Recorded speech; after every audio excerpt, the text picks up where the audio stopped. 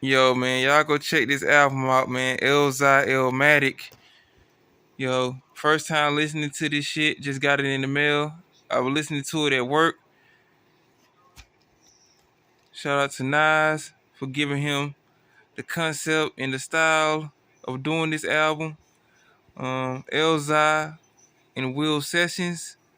Elmatic coming out of Detroit. 313.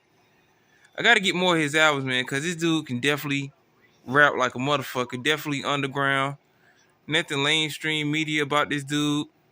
Like, just look how the way he dressed, man. You just see like the background of like the Detroit inner city. It sort of reminds me of like a album cover in the Bronx in like the 80s. You just see the, abandoned, project buildings. You just see like the basketball court.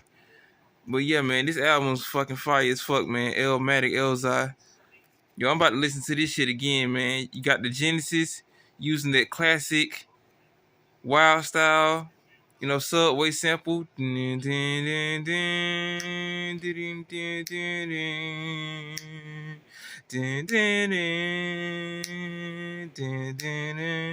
y'all know what I'm talking about, for all my 80s kids out there who grew up in the 80s, way before my time, and looked at the classic movie Wild Style and know what the soundtrack sounds like, y'all know what I'm talking about. On track 2, Detroit State of Mind, fire as fuck, Halftime, Memory Lane, The World Is Yours, Represent, Life's a Bitch featuring Royce the 5'9" and Stokely Williams of Mint Condition. One of these songs, they was doing like the Gap Band 3, Yearning for Your Love. They was just like going from that at like the end of the song. Like, that shit was fire as shit. And it's on track 7. The Life's a Bitch track featuring Royce Nickel 9, aka Rocket Launcher Royce, aka Royce the 5'9".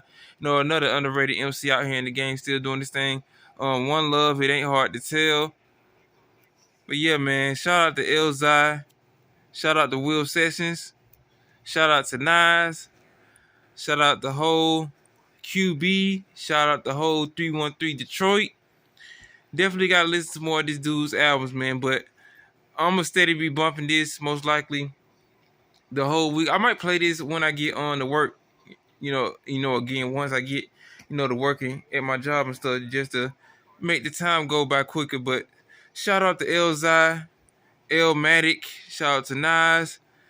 Listen to this album, man, if you actually want to hear something that's really good when it comes to, like him taking like the Elmatic persona, but just putting it in his own, flavor with his own style, just coming out of Detroit.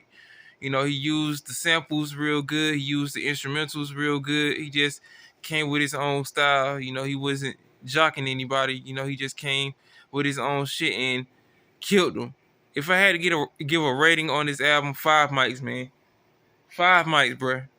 5 mics. That's all I have to say.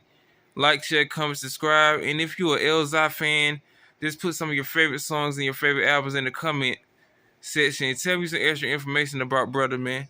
Cause this is my first time listening to his album. Just getting really in touch with it.